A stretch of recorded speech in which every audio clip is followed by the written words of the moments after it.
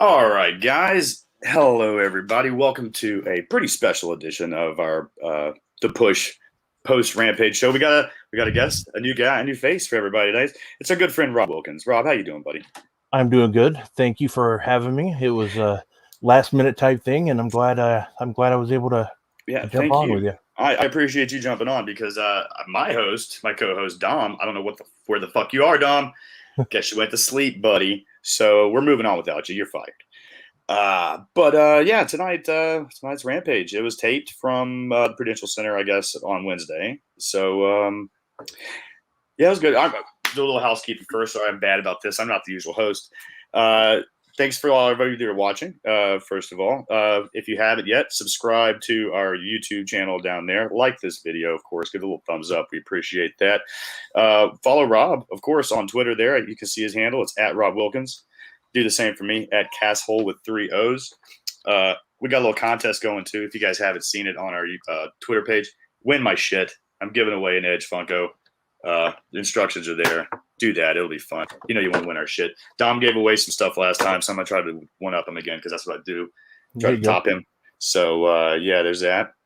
What else we got? It's been a long week. I was out Wednesday. Sorry, everybody that didn't see me on Wednesday night show. I've been sick. Came back from Philly with a cough. Wasn't COVID. Made sure of that.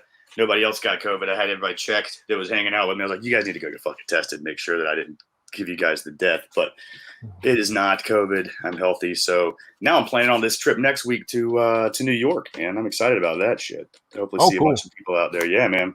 Yeah, I know quite a bit of people going to that. So that's awesome. Yeah, it should be fun. It should be fun. I'm excited a lot. I can't wait because I get to see my buddies, my friends, wrestle Sting in real life. It's fucking – we've talked about this. He and I grew up for so long. Like this is just – it's like a childhood dream watching it, like for him to wrestle Sting. So I can't wait to see FTR versus Sting at Derby next week. That's pretty much the reason I decided to go. I'm not going to lie. But it's awesome. We're going to jump into the Rampage. And then I got some news for everybody after that. We'll get to it on today's big the fallout from that Dark Side of the Ring stuff. Huh? Did you watch that? I'm sure you watched that, huh? Oh, I did. I've watched it pretty much twice, like because I wanted to see if there was some stuff I missed, and yeah, and going the second time, I kind of just I started dropping more F-bombs the second time. Dude, because it's just that was a hard watch, right? Yeah, man. It was very hard, and I mean, I could go on an hour for that, but we'll touch on that. We'll touch on that after Rampage. So let's dive into Rampage. What'd you think of tonight's show? Very, very enjoyable. Action packed. You know, the thing is it's the fastest hour bar none. Like I looked at the camera or looked at the clock. It's like 9 where I'm at. It was 9:23. I look up again. It's 9:55. I'm like, wow, where did the time go? So, as somebody who watches Raw, that feels like an 8-hour shift. So for this to go, it felt like like one of those 30-minute lunch breaks you get, just like that. Right. And I mean, I forget half the time. I forget that the show's even taped. Like everybody talks about taped and spoilers, whatever. But like I saw the results, forgot. Watch the show. Didn't even bother me at all. Like I love the way they put together this program every week. What'd you think of the opener? The opener was the tag match, right? With Butcher and the Blade versus Lucha Brothers. Yep, Lucha Brothers and Butcher and the Blade, and they had their normal guys beside them, like Matt Hardy and Jack Evans were there. I love Jack Evans. That's my dude. So anytime Jack Evans is on screen, I'm like, let's fucking go. Yeah. Let's go. Yeah, he's awesome. So yeah, it was a good match. It was pretty quick. And I by no means was I expecting an upset or anything. The great thing about watching the Lucha Brothers is you see something new with them. You see something new with them in like every match, like something they don't do like as often. Like they always change it up, and I appreciate that. Yeah, I agree. I'm all over the place tonight. Yeah, I love that match. I'm a big fan of the Butcher, bro. Like I can't get enough of him. I'm so glad he's back from injury, and he's such a beast, man. He's so big and hulking. It's just fun to watch him just watch him in the ring, especially working with those. I thought that was great to have him out there, being able to work with the Lucha brothers too. I thought they fed well off each other. Yeah. All around. Yeah, for sure. I'm with you 100%. I'm glad he's back. I always joke that he looks like he's I see a lot of Arn Anderson in just his look. So I think that's probably one of the reasons why I always like watching him, because you kind of got it yourself here too. I mean, notice that you kind of got the predecessor of that big, nice. Yeah. I just can't do anything in the ring though. Yeah, you and me both. But I love that match. And yeah, again, how long? I mean, we got Lucha Brothers. It's gonna be a nice tag run, I think, for a while. I don't think we're gonna see them drop the belts anytime soon. Who do you think might be the ones that eventually do come up and dethrone them? Do you think it's gonna be Bucks again, or what do you think? What do you think? Well, what was interesting is I think how it ended. The end of the match, they start getting attacked by Matt Hardy and Jack Evans, and Private Party comes out and begins attacking them as well. And the people that come and save them, none other than Santana and why am I drawing a blank? My God, Ortiz. Yeah, thank you. I was like, I don't know why I just drew a blank there, but yeah, Santana Ortiz come down. I think that's where they're going to go. At least that's what I hope. I was hoping they would. That's who I was hoping they'd be wrestling in New York, but. So apparently I'm watching. One of my friends is at the Impact tapings right now, and apparently SCU just returned. Oh, at the Impact tapings, yeah, with Christian. So the three of them, and Daniels is in the ring. Oh, that's cool. Yeah. So that's sorry, I got distracted. That's my no, phone. That's fine. All my shit's beeping and blowing up because I got people sending me these Impact spoilers. Spoilers. Yeah. Oh shit. That's cool though. I like hearing that because that's something I really hope they would do in AEW, because I think SCU. I think that pop would have been huge. Or it would be huge if Frankie's getting his ass kicked and Daniels comes back. Right. I'm a big Christopher Daniels guy, so same. I've always enjoyed his work, and he's fun to talk to, man. He's also such a good guy. He's good just to sit down and bullshit with, talk about music or fucking comic books or whatever. Yeah, big comic guy. Yeah. What was after? So after that match, what we get after the tag match? We had that was the Anna Jay with Tay Conti versus the Bunny and Penelope Ford, and then Jack Evans and Matt Hardy stayed ringside for that as well. And then the timing of the ponytail cut segment there was pretty funny too. Yeah, that was such a big part of last night's Dark Side of the Ring. I was like, Xbox somewhere got to be proud of that. Yeah. And it was good too the way they did that. I liked it. It reminded me similar. It was similar to, I don't know if a few years ago, if you remember when The Rock was at one of the shows in Miami, I think it was Miami, and you had the four guys dressed as different, like WWE Hall of Famers. You had one guy dressed as like Ric Flair, Macho Man, and he was a Hulk. Wasn't there a Hulk, maybe? Hulk, and I don't know the other one, but and granted, you knew this was a plant, obviously, but just I like it when I always enjoy it when they tie in the fan, like a fan in the crowd. That makes people feel like they're more part of the show. And when he went after him and started attacking him, I thought it was good. And they cut the ponytail off, and so. Yeah, like I said, I'm all about Jack Evans getting airtime. So he was out there doing his best Bruce the Barber impression and shaving heads. I like it. So then after that, what we get? We had where did we go from there? Was it the Brit segment, or was there more between that? Yeah. We got a small CM Punk Powerhouse Hobbs, promo teaser hype package for those are always good because they're about a minute and they get to the point. Yeah, they do a good job too of like you said, just getting everybody excited for the match and just like segueing and bridging between segments too. So I like those. And what was it, Hobbs? I think you saw him tweeting today. It's been a year since he signed.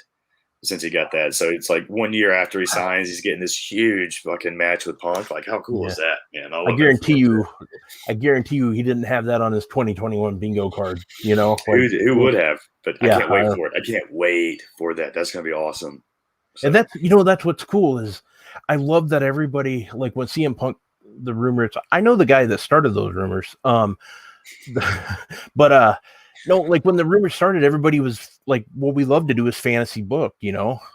And I don't think anybody would have had Team Taz, like anybody from Team Taz part of like his, and Darby. I would have gone Ricky Starks. I would love to have seen Ricky. I mean, I can't wait for that eventual Ricky Starks match, but yeah, I get you. Like Team, it's such a cool to like give them Team Taz and Hook and Powerhouse and everybody right out the gate too. That's just awesome. Yeah, that surprised me, and I like it though because it's something nobody was expecting.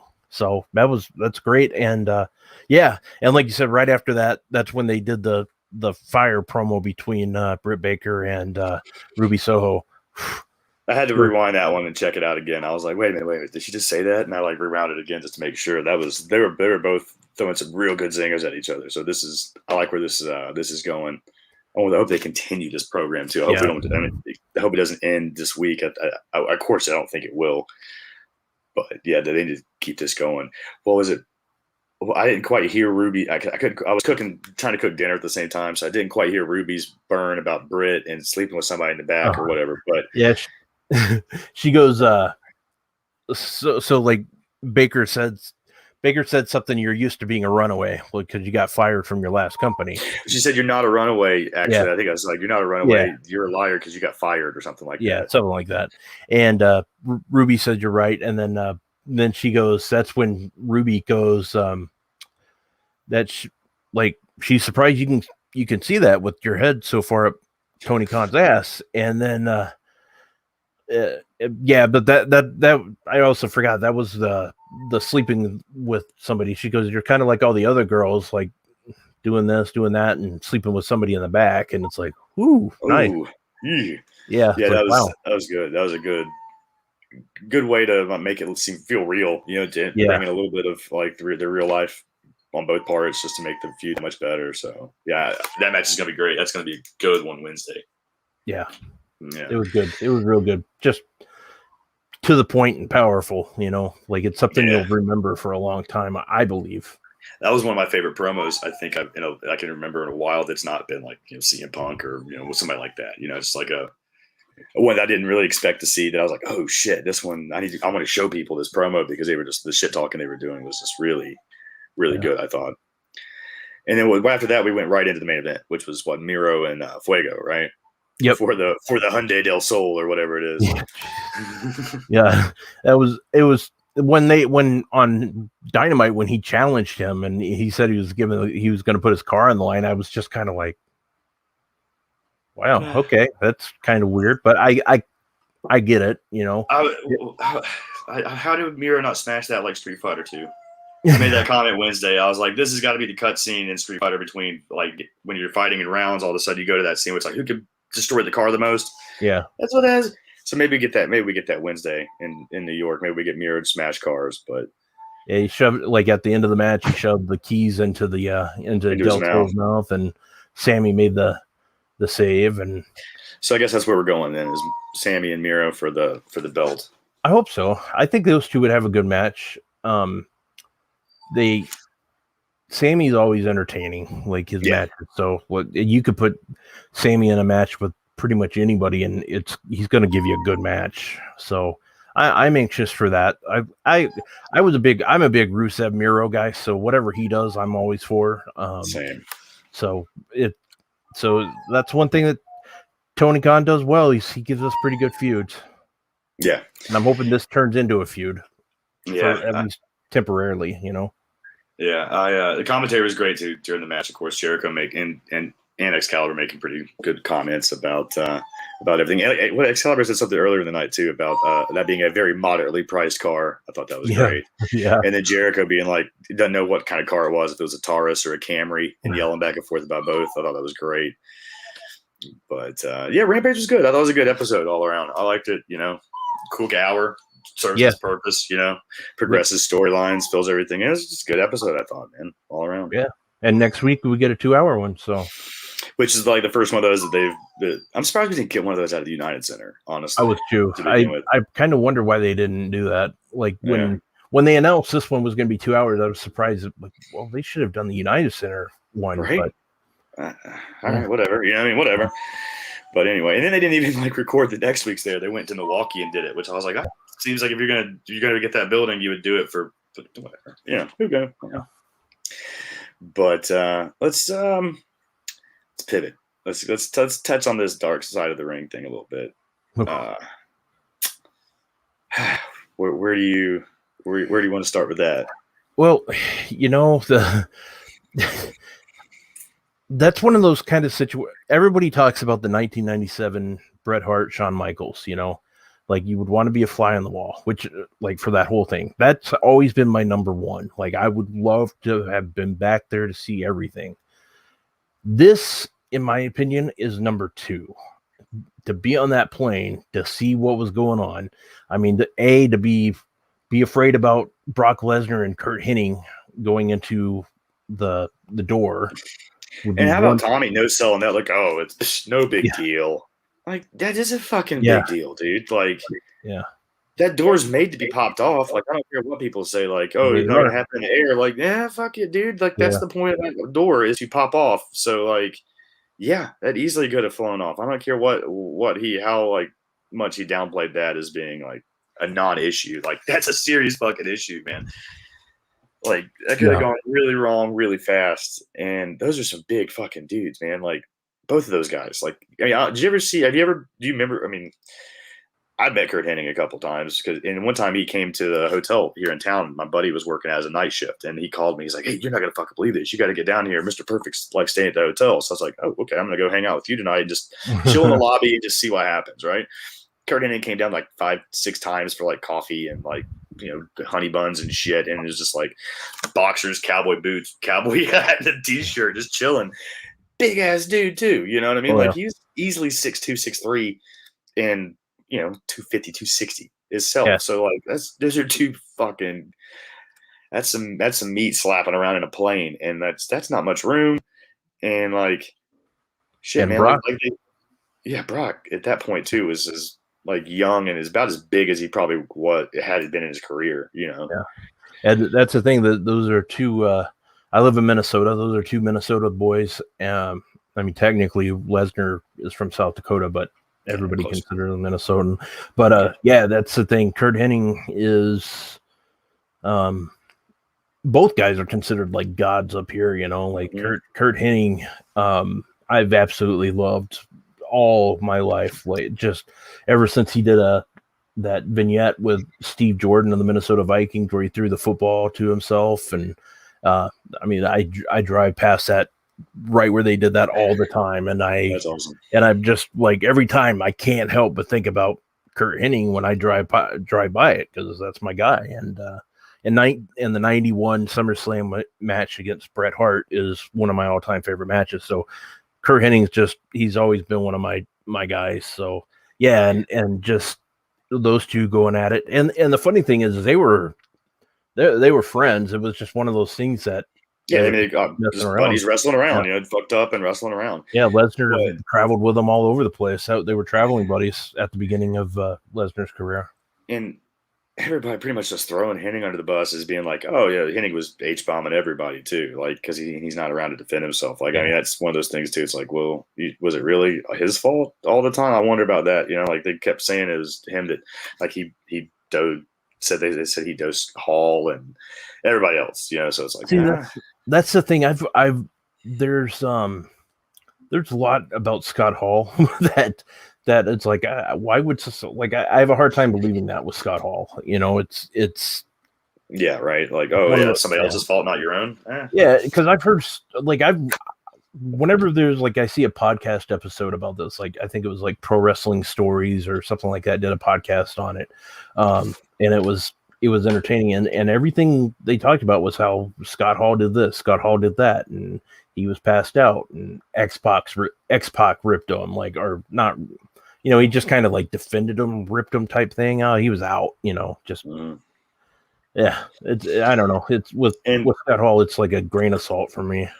And it seemed like he was a scapegoat, and he seemed like a scapegoat. Like he got fired. Yeah. But how many? I mean, the people that got fired there, it seems like a lot of other people should have gotten fired just from watching that. And like, how the fuck did JR get away with not getting fired? Like, it all happened under your watch, right? Like, yeah. Technically, that's your fault. Like, how did you just like? I don't understand. I don't know. The whole thing is just fucked up. Like, that's a fucked up watch. Yeah, I mean, everything that happened, like even from the like X-Pac cutting the ponytail of Michael Hayes. Yeah, just whew, it's man. And oh shit, and like Tommy Dreamer, God, Tommy Dreamer, bro. There's so much like it literally shocked me. I've had the opportunity to meet Tommy Dreamer. He's been nothing but awesome to me. Same. I've talked to him numerous times. Come on, dude. Like just knowing this, it's like, man, you really don't know people. They showed. I mean, like, granted, I don't know him. But he loves this business, though. Yeah. You know what I mean? So he's like doesn't want to do anything to like tarnish Ric Flair's career, but at the same time, man, like you can't turn a blind eye to that and just like excuse that behavior in any way. Even if he says it, like I saw somebody say that he didn't know about what happened at the gala, he was just talking about him walking up and down the aisle. But that's not the fucking like that doesn't make it any better. You know what I mean? Like, yeah. Like and the whole time I'm watching, I'm just like, please stop talking. Just please stop talking. And he just did not. He just kept doubling down. Like when he went on to talk about the accuser, and what was the quote? The quote, like, if she was really that hurt by it, maybe she should have seen the trial through and not settled out of court. And like brought this heinous man to justice. Like, holy shit, bro! Like, could you have been any more insulting and just discrediting like everything that this woman's gone through? Like, she's fucking obviously willing to violate an NDA, even if that doesn't matter really, to talk about this. And you're just gonna be like, yeah, it was fucking wild. That was just the whole thing was wild. That was a rough watch all around.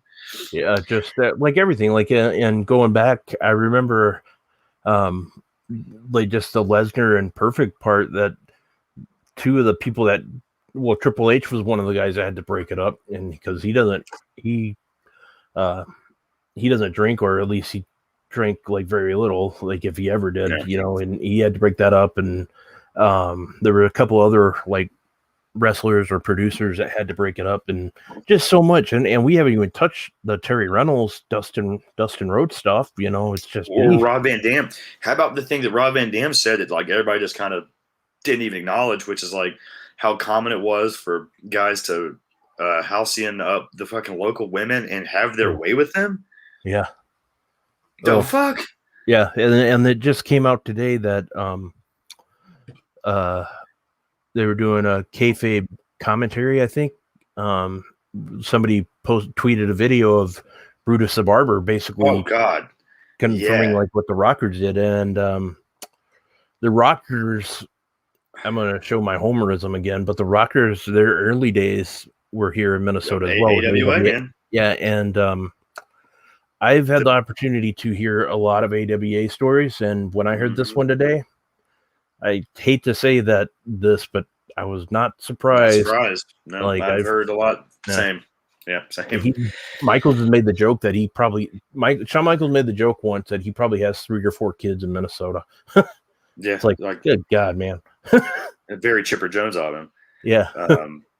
But yeah, that was very rough. And like just the way Brutus Beefcake was just laughing it off is very Mike Chioda too, which like that was fucked up the whole time too. Just listening to Mike Chioda talk about it, just like it was part of being around wrestlers. Like that's just you better be ready for that to happen if you're hanging out with wrestlers. Like what the fuck, man? No. I've hung out with lots of wrestlers, lots of times. And only one time have I been like, I don't want you to be. I'm not going to leave you in this situation. I addressed that a little bit on Twitter today. It happened not too long ago in Chicago, about 2 weeks ago, where I was like, I don't feel comfortable leaving you in this situation to one of my friends. And She told me it was cool, and of course it was not cool. Yeah, so, yeah. I mean, that's what's crazy. Like it's I can't remember what wrestler. I think even Undertaker said something like not too long ago about like how these wrestlers now are playing their video games and stuff. And you know what? Is that a bad thing? No, not now. Like not hearing this shit, never, right? It never was. But you know what I mean? It's just like hearing the stories like that these guys would rather hang out in back and play video games with their friends instead of going to the bar and getting hammered before their match and after their match. It's just and date raping local women apparently, which is because that apparently was such a nonchalant bomb dropped that nobody even acknowledged. Like I can't even get over that one. That's the one that just shakes me up. I'm like, how commonly he said it was, and nobody fucking even touched on that. That's just fucking crazy. And that whole thing was just fucked up. Like that episode's a tough watch, man. Like that was, I did not expect that to be the one that was the hardest one to get through and like the cringiest one. I never would have expected that. That's the thing. Like what the funny thing is this has been a story that like you always you've heard like a lot of things that were funny, and then except for like the Ric Flair thing, like you heard about that and that was cringy, and then it was like at that time it was all alleged. Like when I heard it, like they'd say allegedly and this stuff, and then they settled out of court and stuff now. Or well, I knew they settled out of court, but you just hear this stuff and it's just yeah, man. I don't even know. That's the whole thing is just fucked up. Like that whole fucking episode. Like you said too, the Terry Runnels thing, how nonchalant, how just non-issued was everything that happened to her. One of the she's one of the sweetest ladies I have met in wrestling. I've met her at like a Comic-Con. I've met her like at shows. Just sweetest person you could like almost meet. And just hearing this, like it's just mind-boggling to me. And I don't get it. I can't imagine how hard it would have been to be in that backstage, like with those guys, the stories and the just the things that have gone on, and that's just not the 2002 Fight from Hell, but we're talking all kinds of different stories that you've heard in the past, the Benoit Miz type stuff, the JBL torturing people shitting in their bags, like all these terrible things that happen. Like it, and I met Terry numerous times too, like WrestleCade and shows and just all over the place. And it's the sweetest fucking woman, like so nice. Yep. It's just yeah. No sell it. Just tag. I can't believe like how common that was. Like everything like that. That's fucked up too. Like every time something happened to her, they're just like ignore it. Like why should you ignore that? Like that just perpetuates the behavior and makes it okay and acceptable, and it's not okay and acceptable at all. No, it's awful, and the fact that the great thing about Dark Side of the Ring is they do a great story. They do great storytelling. We can agree with that. And I'm glad we learned things, but man, they are not kidding. They titled that show correctly, And they go way out, and it is truly dark. And I was telling a buddy today that. Oh, sorry, I didn't mean to. No, I was agreeing with you. I was agreeing with you there, and like the job they do, like how hard of a job they have to do to put these together, because like they're fans, but at the same time, like they have a journalistic responsibility to present this. What I told a friend today, I go, one thing I would like them to do, and they don't have to do a whole season on this, but I would like to see like a light side of the ring, just something to change it up, like something really good, just change it up. And I get it, like they got to go with what makes the money, but I think it would be kind of cool just to see how they could do it. But yeah, their researchers do amazing. I know like Bix Span's one of the researchers. And he's one of the best researchers I've ever seen. Did you see Coach and him get into it during Dynamite or during Rampage? No, I didn't. I was because I do the live coverage for Fightful, so I haven't been able to see that. So Coach was getting in on it too, and like retweeted Bix and was like, "I see you're a researcher for Dark Side of the Ring. No wonder the facts are wrong." He's since deleted these tweets, but then it was like. Then he said, "I have never known Biggs to write an accurate wrestling story that I have been involved in, but as long as he can make $1 million, I have no ill will towards. This is for fun for me because I'm not even in the business anymore, so it doesn't really matter." He just kept going on and on, talking about, and he was talking about making it sound like there was 2 different plane rides that he was confusing stuff from. It was weird. Like this whole thing with him was like really, really confusing. Yeah, that's online, and then somebody like made a smart ass remark too. That was like, yeah, his official then coach after all that shit. He tweets, "So waiting for a plane can sometimes get out of hand on Twitter. I'm officially moving on from this story. I only wanted to comment on the Vince being their stuff, and it escalated. I am so far past this life, and I will leave it there. Sorry for blowing up your timeline. Back to work." And then that was really funny. Somebody else tweeted him and said, "Yeah, Coach Rules, I also get confused about what cases I testify to whilst waiting for planes. It's a very common problem."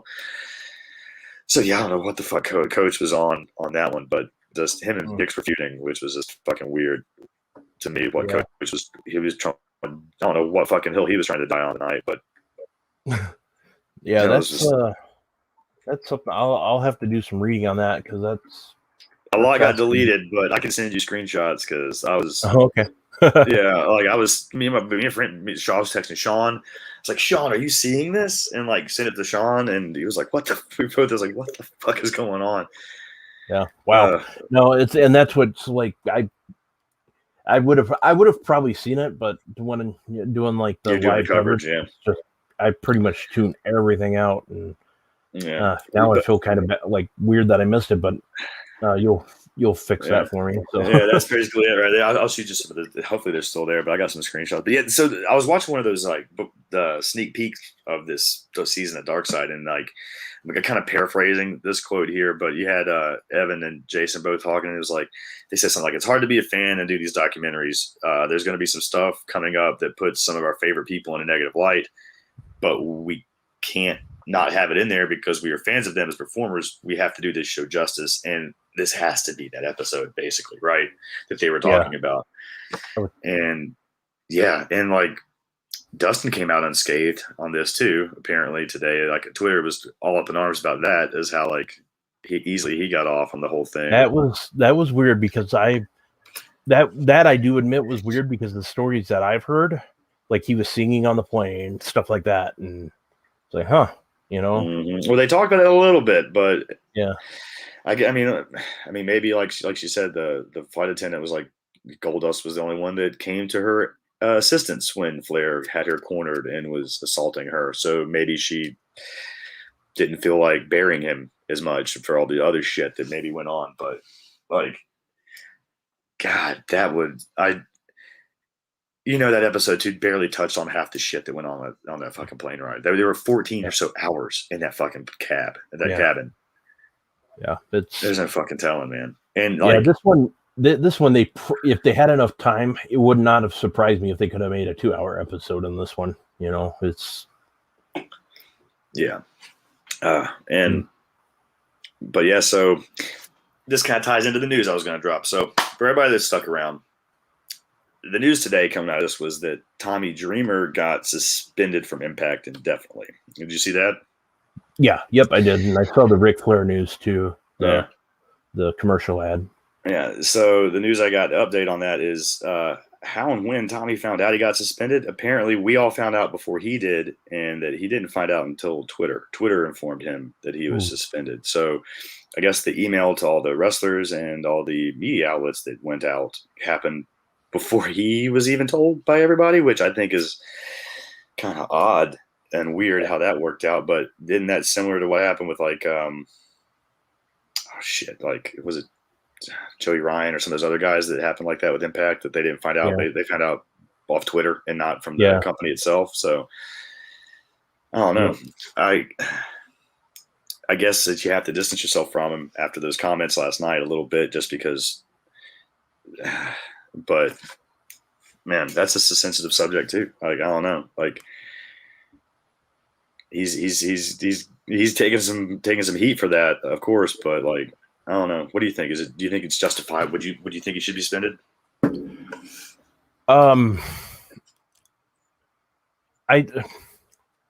I do think he should have been suspended. I don't think he should be fired. And I say that because it's ignorance more than anything. And if anything, he should be. And granted, it's easy for me to say, but I think if anything, he should be educated. Mm-hmm. Because that's the thing that was the worst of it, is how it was just ignorance. Like I couldn't believe it. And we both said Tommy Dreamer, like neither one of us have ever had an issue. Tommy Dreamer, back when I lived in Florida, Tommy Dreamer saw Sabu just yelling at me for really no reason, and Tommy Dreamer got him to stop. Like, what the hell are you doing? Like, why are you messing with this kid? And granted, I literally didn't do anything. I was just like at the wrong place at the wrong time. And I had Sabu call me. Sabu got suspended on Twitter for calling me a fag one time. It was wild. I was called a couple of names. Yeah, I was like, "What are you talking? Why are you doing this?" And he was like, getting ready to work a show with some of my friends that are gay, and I was like, "You can't be saying this, like, dude. You can't be calling me that for no reason when you're getting ready to go work a show with people." So, like, yeah, Sabu was a wild card, but yeah. Oh man, yeah, like, Tommy Dreamer. Oh man, like I wished the whole time I was watching, I was like, I really wish he would stop talking. I love Tommy Dreamer. He needs to stop talking.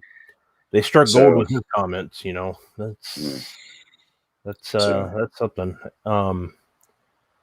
You know, and I hope the biggest thing is I hope wrestlers today see this story and just realize, like, man, look at this stuff. Yeah. That's the only thing I can really stay out of it. I hope it's a learning experience. This has to be an eye-opening experience for the industry. Like, there's no way around it. Like, if Speaking Out didn't do it last year, like this should definitely kick it into extra gear, because like, holy shit, man. Like, yeah, we're getting there. We're getting better. You know what I mean? Like you said, like we have guys that are playing video games, not going out and, you know, getting drunk and doing fucking stupid shit. But at the same time, like, I was out 2 weeks ago and saw something just as equally shitty. You know what I mean? So it's like, well, it's still there. So yeah, yep. What can you do? But yeah, hopefully enough people see this and this some change happens. Like, because it just the whole thing looks bad. It just looks bad. Yeah, it was definitely a drag, and a letdown would be an understatement. It was just more. I was baffled, and I was also. I felt embarrassed somewhat. Like, it's like, man, I looked at some of these guys like when I was younger, like just as absolute, like, I want to be like him. You know, like, you know, it's just. Ugh. Hell, like watching the NWA pay-per-view a couple weeks ago, I was putting Ric Flair over as the greatest in the world, and now I'm like, wish I'd not said half the shit that I said 2 weeks ago after seeing this, because fuck. Yeah, I saw some people today tweet like, I bet he wish he didn't get that release now. You know, like, how do you think maybe? I'm wondering, like, hey, I bet they might have released him because they saw this shit coming. They're like, hey, we might need to. They might be good to separate ourselves a little bit from this before it comes out too. You never know that. You know what I mean? Like, this is obviously filmed well in advance, and you have a good idea that PR probably had a good heads up that this was being discussed. You know what I mean? Yeah, and that's the thing too. You got a good point, because if I'm correct, I believe, and I'll have to double check this because I think I heard somebody say it. A&E is I think a minority owner of Vice, or they have something to do with the ownership. So if you think about the recent relationship that they've had with WWE, It wouldn't. You make a good point. It would not surprise me if somebody said, "Hey, here's a copy. Watch this," and it's like, "Okay, you want your release? Here you go." Yeah, like, oh, you know? want to get released? Hey, let's get you the fuck away from us before this shit comes out in 3 weeks or 4 weeks, and then we have to deal with that political backlash. So I mean, yeah, like his release is a little bit less surprising to me now, honestly, after seeing that last night. And Like, yeah, that seems like they probably had a good heads up of what was about to happen, and we're like, best luck, Rick, swimming in the deep end on your own when this happens in about 4 weeks. And I don't see how. I honestly don't see how Tony Khan can bring Rick in now. Yeah, right. I mean, like it was the writing was on the wall. Obviously, it was about to happen. You know what I mean? I wouldn't be surprised if that wasn't the plan for fucking Wednesday. Yeah. That now it's the Tony Khan is. I would be shocked if he brings him in anytime soon. Now that's just the way I feel, and that's just based off what I've seen from Tony. Yeah. Like, I don't know how he could. I don't think that would be, I think that would be a disastrous decision. You know what I mean? Like, because I mean, you're gonna get people that, of course, there's still the people that are just defending Ric Flair blindly on Twitter, and you're gonna have those people regardless. But at the same time, like, it's not just, you can't just use the excuse that's just Rick being Rick. Like, that's not how that fucking works. Yeah, and you, that's right. And you know the story not too long ago, and I think it was Bixen Span that like kind of shed light on it, that WWE kind of pushed a story showing that, like, oh, it was the pizza cutter, like they pushed that.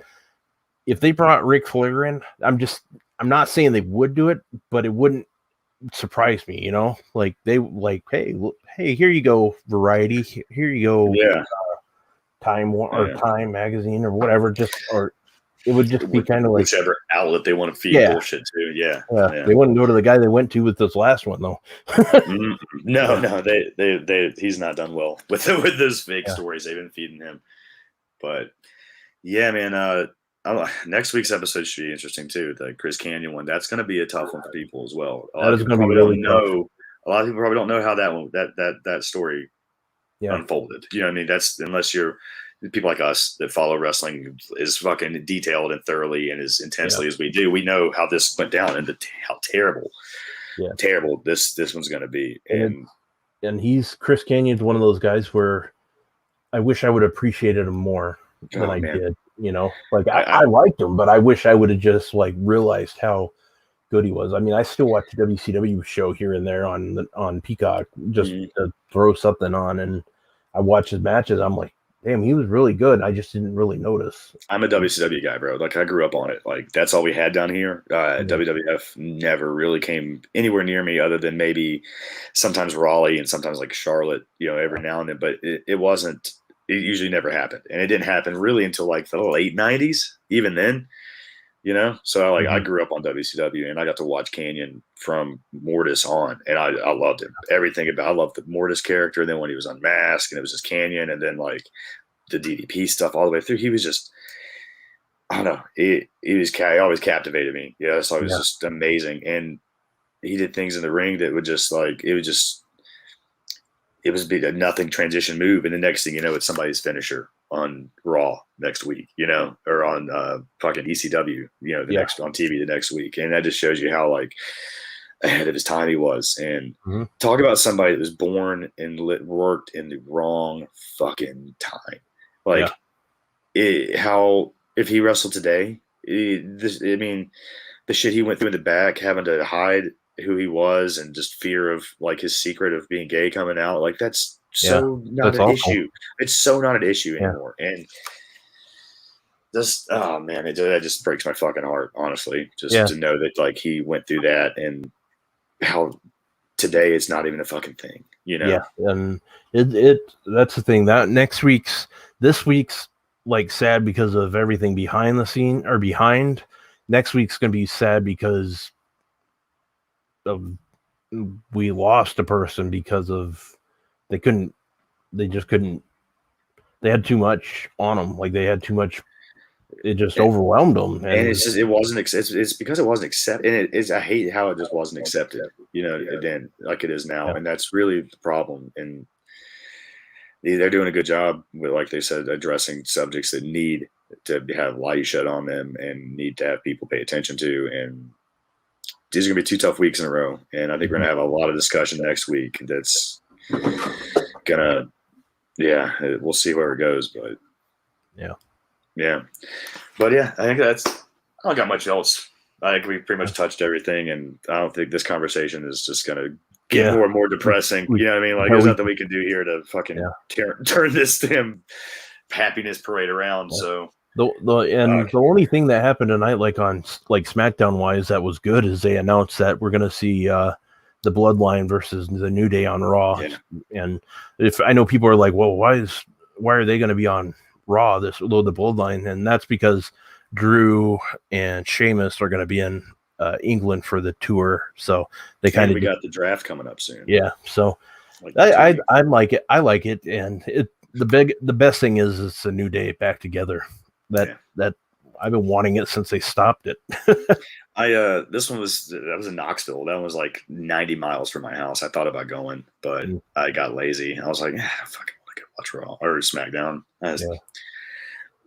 I hate that the WWE has done that to me, to where I'm just like, I don't even want to go watch it when they're that close. You know what I mean? And I just it just shows how things have changed. I mean, I shared the story like 2 years ago at TLC 2019. That was Charlotte and Becky versus Asuka and Kerry main event. I was battling. I had just laryngitis, just sick as I could be, and I was like, I'm going. I need to buy like extra seats so I'm not around people, but I gotta be there. Because not only that, I was getting FTR versus the New Day, which I knew FTR was kind of like on. I knew that could have been the last time I got to see them. And they always had great matches with the New Day. Yeah. But you got Aleister Black or Malachi Black now versus Buddy Murphy. There were 3 matches. I had to be there. I had to go, and I was just miserable as I could be. But and that's the thing. Like WWE, it's I get what they're doing. Like, I know a lot of people don't. So they find it boring, and I get that. I realize that they're not focused on guys our age. And I'm fine with that, knowing that, realizing. Granted, I say the same. What I say about that though is, Disney doesn't do that towards like their Pixar films, but adults still like them, and I've been able to see some of the numbers, like with some of the surveys they've done, and it doesn't surprise me. Otis last year, 2020, was one of their top 3 most popular wrestlers by survey. Like, and that should tell you that's where they were headed. And I get it now. Like, it's one of those things I might not. I just don't complain about it as much anymore because I get it. Yeah, I agree, and it's for kids. There's programs for kids, and that's fine. It's just I don't have kids, so I have a hard time getting into it because I don't have somebody to connect with it too. You know what I mean? And for me, it's on. I watch it. The wrestling's good when it's happening, but it's like you said. It's not written for me. It's not written for us, and that's what AEW does. Honestly, it's not pretty much written for. That's what's for us, and I'll be the first one to say, when WWE gives us moments, they give us moments. You know, they are the best at giving us those moments. And granted, AEW's given that to us a lot lately because of Bryan Danielson and CM Punk, and I mean, I'm the biggest Adam Cole mark you'll find, so that made me happy. But I enjoyed SummerSlam this year. When that show ended, I was like, that's what we want, Vince. You know, that was the back half of SummerSlam. Yeah, the first hour or so, I was just like, oh, fuck, here we go. You know what I mean? This is a pay-per-view. And then before that, Money in the Bank with John Cena, just one of the loudest ovations I've heard. Like, and there was always like kind of hints that it could happen. Like there were hints that he might be back, but everybody was expecting maybe that Monday. But when he showed up, like Oh man, just it, and that's the thing when they create those moments, and I think that's why some people, like you see a lot of people, granted it's Twitter, say they don't watch anymore, but it's because they don't get to see those moments. Like that, we just got to see that last week with Big E, and it that's the best thing about the WWE is when you get those moments, you just don't get them much. I was driving home last week, so I didn't get a chance to watch that Big E moment. And what's funny about that is I made a comment because I was like, shit, I'm not going to be able to watch it. Twitter turned on me and called me a racist for not watching Big E win the title. I'm like, guys, I'm in a fucking car. I'm driving 11 hours home. Yeah, it's like I'm not a racist because I'm not watching it. I would love to watch this. This would actually make me watch the program.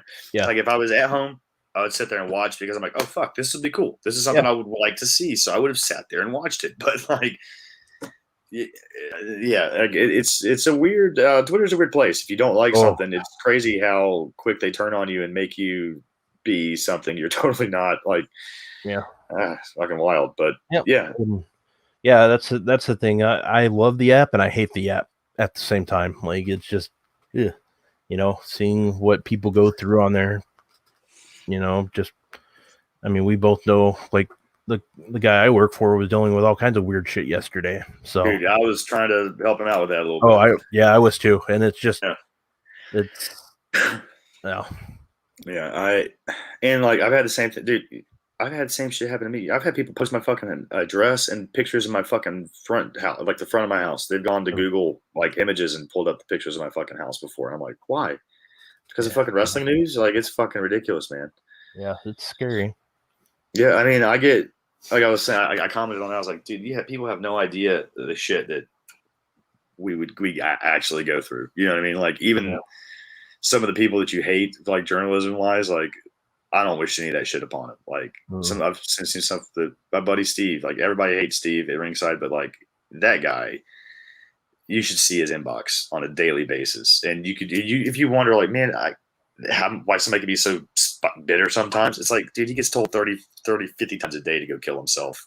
You know what I mean? Because of wrestling news. And it's like, and I get the same shit over spoilers. And it's like, oh God, what the fuck, man? Like, really? Yeah, like that NXT stuff from a couple weeks ago. And and it's just, it's crazy to think that people take this shit that seriously, to go that far out of their way to just harass people. And the shit people say is ridiculous. Like today, somebody was talking shit because I was bitching about this Dark Side of the Ring thing, and somebody was talking about like I'm just as much to blame because I cover WWE. What the fuck kind of Sean chimed in on that. He was like, "This is the dumbest fucking thing I've ever seen." I was like, "What kind, really though? Like, what kind of logic is that people have that like?" Yeah, it's a fucking it's a fucked up place we're at right now, man. So and my Twitter is like, usually it sucks, but I can honestly say, like, I'm one of those people where I don't give multiple chances. If I see somebody say something just asinine, I'll hit that block because it's just. I'm not quick to block, but I was doing it today. I was pretty block happy, and I even did some screenshots and talking shit. I'm like, look, you want to here's how you get a block really quick for me. Yeah, and that's the thing. Like I always used to be that guy that said, I'm fine, whatever, rolls off my back. And now I'm just like, you know what? I don't want to see it, so I'm fine. I don't need you.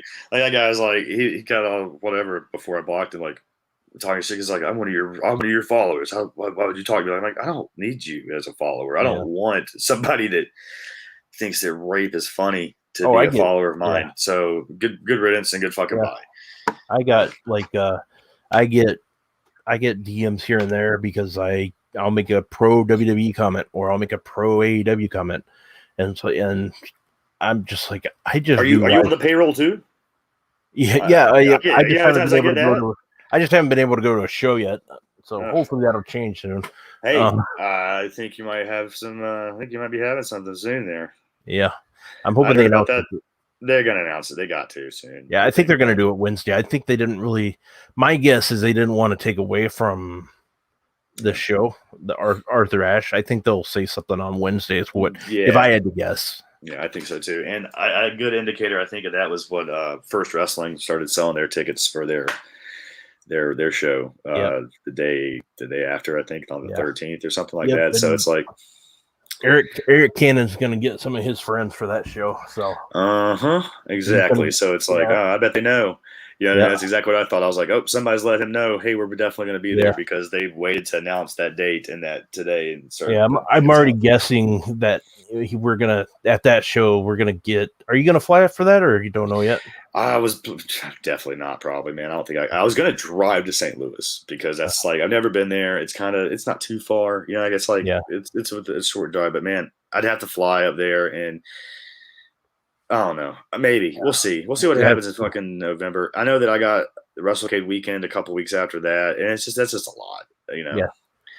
Yeah. So that's the thing. Like, and like I have a feeling just knowing, Cannon, he's Orange Cassidy will probably be at this show, and Ruby. So and Ethan will be there, of course, like he was last time, and you know, just Darby probably will be there. Yeah, it's I love First. I try to go to more of their shows that I can, but one of my writers, Jake Drury, he goes constantly. I love Jake. Yeah, Jake. I talk to Jake all the time. Good dude. He's a solid dude, man. I hope he doesn't watch us, so I can't. He does, and he's probably watching. I'm pretty sure. At least he's. Because I was like, Jake, jump on here with me. And he's like, get Rob. I'm like, way ahead of you. So I don't want those comments public that I like him. But no, I'm kidding. He's one of the best dudes that I've met on this in wrestling coverage. And I met him at a First wrestling show. So him and his little girl. So I love seeing Lucy all over the place, man. Yeah. I've watched. I mean, because I've known Jake for 10 years now. So like I'm like, oh shit, I got to see his kid, get to see his kids grow up through just like his social media and stuff, and to see how much like she loves wrestling is just fucking awesome. I love that's what's awesome. Yeah, and he sent me a picture of her reading the Fightful magazine not too long ago. That just like made my day, and it's just stuff like that. And he's a good dude. And the First wrestling is great. I'll put them over. I love that shit, man. I love everything they do, and just watch it. Like seeing Lucy out there is a perfect example of like what that program or what that company does and how great they are. I love it. Yeah, that's everybody. It's a and Top Flight. That's their home. That's where they came from. Yep. That's their home base. And I was with Chris Harrington when we watched them together at one of the First wrestling shows, and it cracks me up because one of my favorite stories about that whole show is I went with them, hung out with them. It was right before all out. It was like a month or so, or maybe a couple of weeks. Chuck Taylor walks by us and he does a double take, like, what the hell's the boss doing here for? And Penelope Ford was right there, and behind us was Priscilla Kelly, and you had Airwolf, who was Darius Martin, and I'm just like, you guys are going to sign that guy soon. I'm already telling you're going to sign him. And he just kind of, he wouldn't say anything, obviously, but I just knew, I'm like, these guys are going to get that shot eventually. And their money, man, they're solid. They're solid. That's the best thing about it is like there's another guy there. His name's JDX. He wrestled a couple of dark shows, and he's probably my favorite guy right now. Like, he's done some dark. He did a episode of NXT about a year or two ago, just as a local competitor type thing. But he's somebody that I think people should watch in First wrestling. So I'll look him up myself. I indie wrestling was my wheelhouse for a long time. So and I'm a little bit out of it now. You know what I mean? It's hard to follow so many things. You know what I mean? So I like when people tell me new stuff to look up. So I'm like, fucking cool. I'm gonna go look that up. Yesterday I found out that Suzuki's going to be at a independent show in northern Minnesota, and unfortunately I'm leaving town that day as of right now, and it's like, damn it.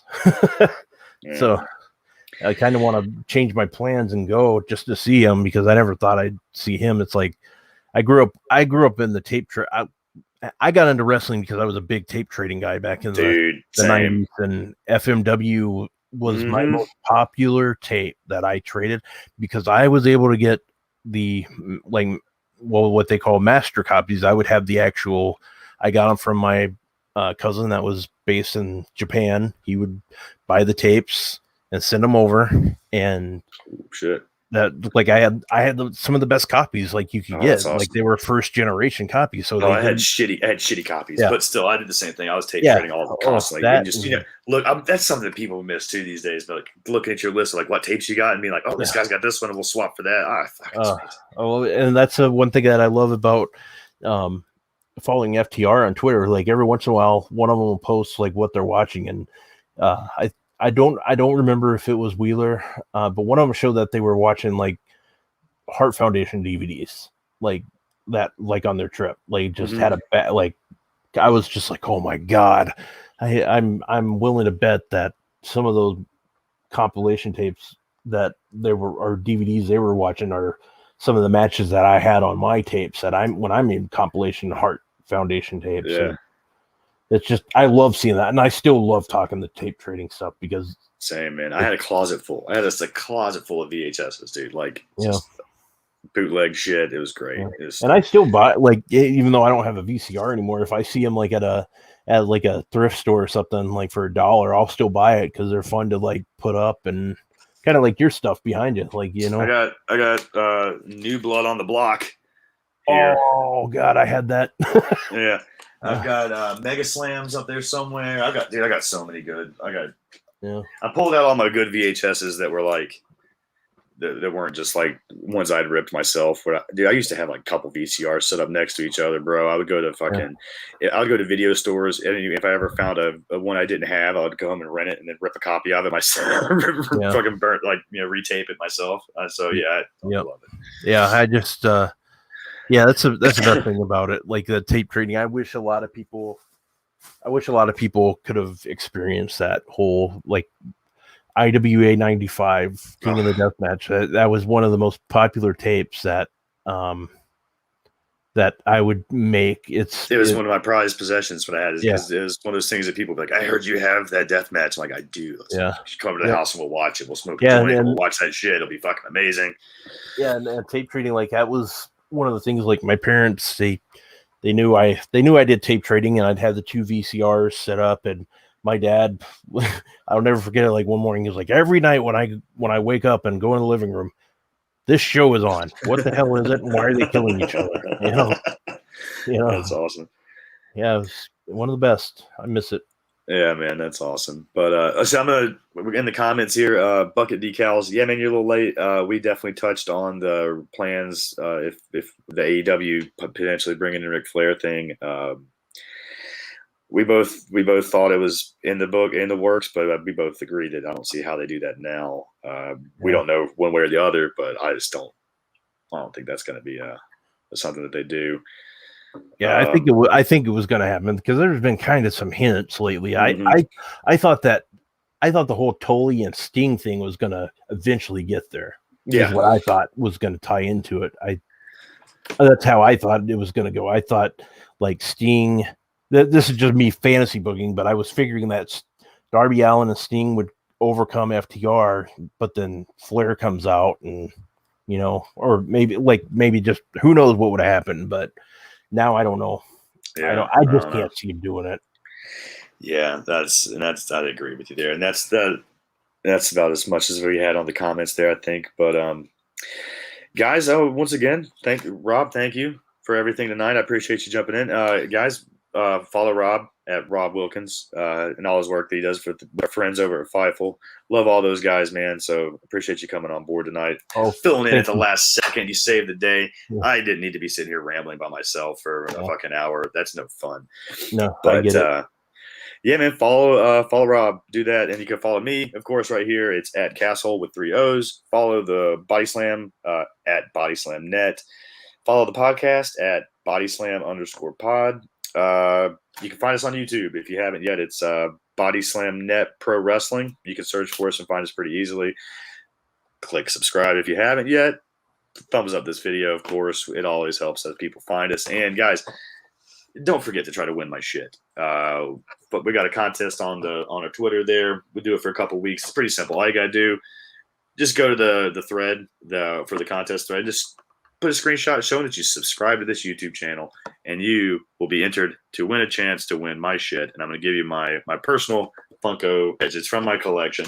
It was sitting back here in the back with some of the other ones, but now it's up for grabs. You guys can win it. That's about all I got. Sign Tony Deppen. I'm going to do that. I took this back with me from the weekend, last weekend in ROH. Nice. Sign my man Tony Deppen. I'm about to pop on GCW right now. I hope I didn't miss him and Ron Funches. I'm going to be pissed if I did. I watch GCW usually the next day because usually I don't know. It's just one of those things. It's like a tradition for me to watch it the next day. I tried to do it live, but I don't know. Maybe I have to do it live now because I'm friends with some of these guys now. They're going to be blowing me up soon. I'm sure my phone has it. Yep, got a couple messages already. So yeah, it's like better get in there and watch it. I'll be there next week too. I can't wait. I'm going to do that in New York as well. So hopefully we'll get something going on before I leave next week, guys. I'll be at Dynamite next week at Grand Slam in Queens for that and for Rampage. Of course, the tapings for that. I'm going to do Emo Fight the night after, and I don't know if I'm going to stay an extra day or not yet. I haven't pretty figured out to do the show on the 24th, but follow us, come back. We'll keep all that updated on that for you guys. Once again, thank you for tuning in and listening to us. Rob, thank you so much, buddy. Hopefully we'll have you back soon. And guys, good night.